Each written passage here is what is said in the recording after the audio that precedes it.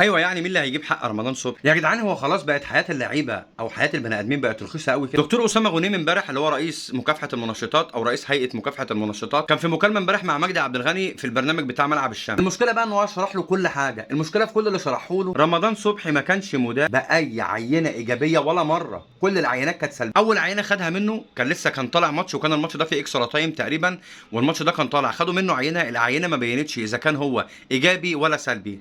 ليه بقى؟ لانه طبعا كان بيلعب ولسه طالع وجسمه مشدود وشارب ميه كتير جدا.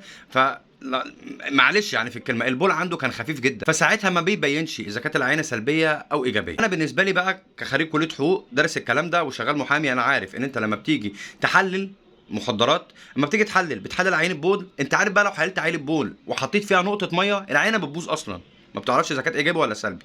هو بقى كان شارب ميه كتير فالبول بتاعه كان خفيف فما باين. المهم ان هم خدوا عينه تانية بعدها بساعه. العينه التانية ديت المعامل الاوروبيه اللي هو بيقول لك المعمل بتاع برشلونه ده طلع ان النتيجه سلبيه، وقال لك ان النتيجه التانية بتجب الاولى. بتجب ديت يعني بتلغي الاولى خالص، فالنتيجه التانية سلبيه، يبقى هو خلاص تحليله سلبي. طيب طالما تحليله سلبي من اغسطس 2023 ما لعبش ليه؟ اللي يبهرك كمان، اللي يخليك تشد في شعرك، ان هم خدوا منه عينه تاني في فبراير شهر 2 اللي فات ده، والعينه برضه طلعت سلبيه. فمجدي عبد الغني بيسال الدكتور اسامه غنيم، بيقول له لو انت اللي ماسك المؤسسه بتاعه المنشطات اللي في مصر اللي هي مستقله اصلا، ورمضان صبحي جات لك العينات ديت انها سلبيه، قال لي عمري لا كنت هوقفه وكنت هلعبه على طول ولا كنت هطلعه من الملعب لان هو كل عيناته سلبيه. قال له طب مين السبب؟ قال له انا ما اعرفش. قال له انت بتتكلم في كلام في منتهى الخطوره. قال له يا كابتن مجدي احنا مش هينفع نتكلم على الهوا، هي كلها مش هتعرف تتكلم على الهوا. طب حق الناس ديت مين اللي يجيبها؟ بص، انا اكتر حاجه مفرحاني ان رمضان ما راحش كبش فدا. اكتر حاجه مفرحاني ان موضوع رمضان ظهر دلوقتي، وكده رمضان ما حدش هيقدر يعمل معاه حاجه تاني. الخوف بقى على اللي جاي، يعني الخوف على اللعيبه اللي بعد كده، فربنا يسترها عليهم.